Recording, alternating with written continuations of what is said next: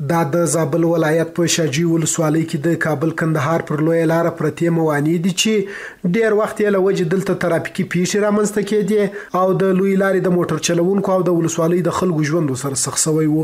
خو اوس تازه د زابل د والي له لوري د دغه موانع د لرې کېدو امر شوی چې د خلکو د خوشحالۍ سبب شوی. د زابل مرستیال والي وایي چې د مشرتابه د امر سره سم د ټولو بندو لارو د خلاصولو لپاره هڅې پیل کړي چې اوس یې د دې ولایت تقریبا ټولې بندې لارې خلاصې کړي.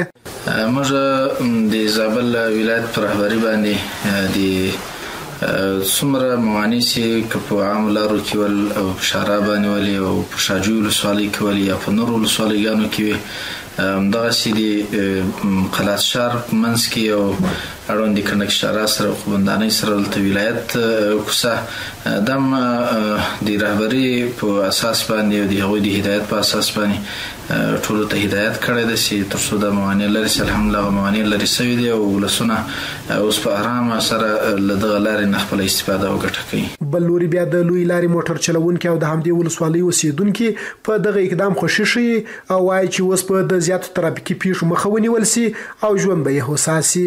مزاحمت یې کړی دی، یو لاس بیخي د موږ باندې دی، یعنی یو نیم لاس دلته خوشی دی، موټر ډېر تکلیف تېرېږي. نوره لاره کې چې دا ډبرې په سړک باندې ایښي دا باید لرې شي، دا باید ټولې لرې شي، سړک باید خوشی شي، سړک چې دی د موټرو ځای دی او ډبرې باید وخوته شي. دونه خوشحاله یو لکه افغانستان چې اوله ورځ آزاد شو دونه خوشحاله یو. او بل دغه سړک ډېر تنګ ولو، دغه ډبرې دلته پرتې دي، نو دا لار چې آزاده شي او جوړه شي ډېر غټ خدمت ته ډېر مشکل و. د یادونې وړ ده چې د اسلامي امارت پر راتګ سره د عامو خلکو د هوساینې لپاره ګڼ نور پروګرامونه هم پلي شوي.